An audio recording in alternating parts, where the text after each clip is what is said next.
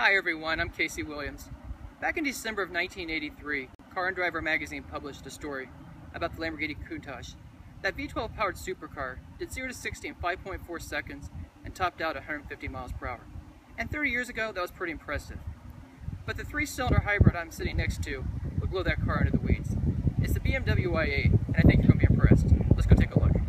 Well, the first time I drove the i8 was back in February out in California. And I was at Redondo Beach trying to do my video, and it took over an hour to do a 5-minute video. And it's because people kept coming up and asking, which was really cool. But when you look at the design, you can tell why it was so dramatic and prompted so many questions. You've got the twin kidney grille, you know it's a BMW. You've got quad headlamps, but when you come around to the side, you really start to see the dramatic proportions of the car. It's very futuristic. 20-inch alloy wheels. We'll talk more about it in a second, but here's the power plug.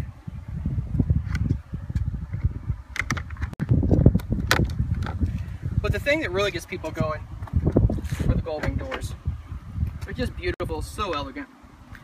And when you lift the door, you can see what else makes this car really special. There is a lot of carbon fiber in the body structure. You can see the carbon fiber here, you can see it here.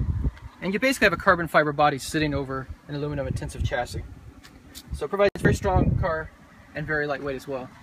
But there's just such elegance to the doors and the way they work. A couple fingers, they go right down. Very sweet.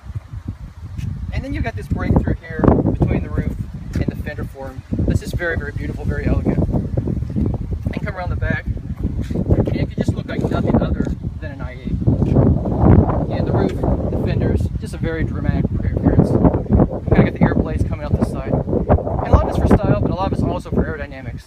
Again, you're talking about a car that's a hybrid, and you're trying to maximize fuel economy in the car. And the design really helps do that.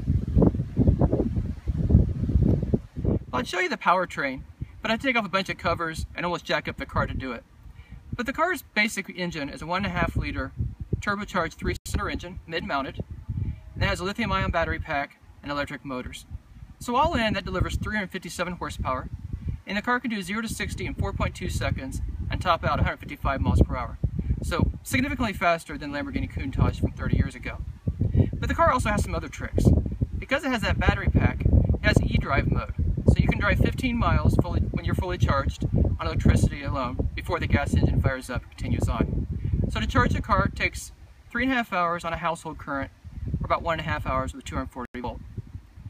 So the car has a couple of drive modes that are very cool. Comfort is kind of your normal mode. It has an Eco Pro mode that makes the throttle a little less sensitive, so you get a little better gas mileage with that. And then you've got the full e-assist mode that will really jet you down the road. So fuel economy. You're looking at 76 miles per gallon equivalent using the battery pack fully charged with the gas engine. Just running the gas engine, you're looking at 28 miles per gallon steady, 29 miles per gallon on the highway. So a very complex powertrain, but from behind the wheel, it actually works really well and drives very smoothly. Well, once you get over the high door sill, the car is really a very comfortable, pleasant place to be. It's a very easy car to drive. You settle in, you got big, comfortable leather seats. I love the stitching on, blue stitching, very high quality. But the rest of the controls, if you've driven BMWs for years, are actually very easy to get used to. You've got the iDrive system for infotainment.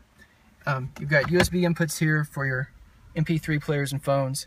Also have Bluetooth, dual zone automatic climate control. And over here are all the drive systems. So you've got the switch here for your comfort mode, Eco Pro mode, sports, all here.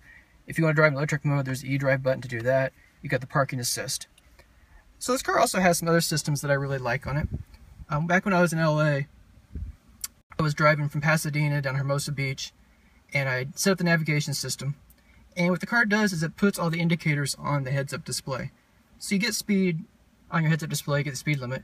But then when you're like coming down the freeway and your exit's coming up, it'll actually show you a picture of the interstate sign. It'll give you the number, it'll give you an indicator with an arrow telling you to get off. So it's some very nice information. You don't ever have to really look down when you're driving the car, which is very helpful on a freeway or you're driving high speed. LCD instrument cluster. It's got Harman Kardon audio system. It's really nice to take on a long drive.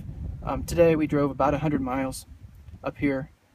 And for 2 people, you can get away for a weekend. You could get a couple of kids in the back for a short drive, but I wouldn't recommend putting 2 adults back there for very long.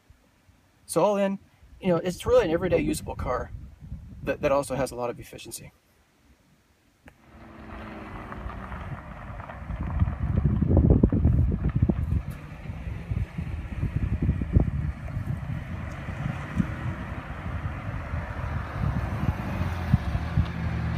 pretty remarkable when you think back to that Lamborghini from 30 years ago that took a V12 engine to rocket that car to the performance of which it was known. Today you can do that with a 3-cylinder turbocharged engine and a battery pack. And on top of just going fast, you can plug this car in and use it as an electric car if you wish. You can use it as a hybrid, a very efficient hybrid, or you can press all the buttons and have all the performance you want. And better than a Tesla, you can get in this car today and drive it coast to coast without seeing a power plug. And even better than that, it is one incredibly cool car to look at, to drive, and to be seen in. So all of that's going to cost you at least $136,500 and closer to $140,000 as this car's equipped. But truth is, there's nothing like it on the market. Well, next week we're going to have a really cool car, probably not as cool as this one, but I think you'll enjoy it too. Until then, storm forward.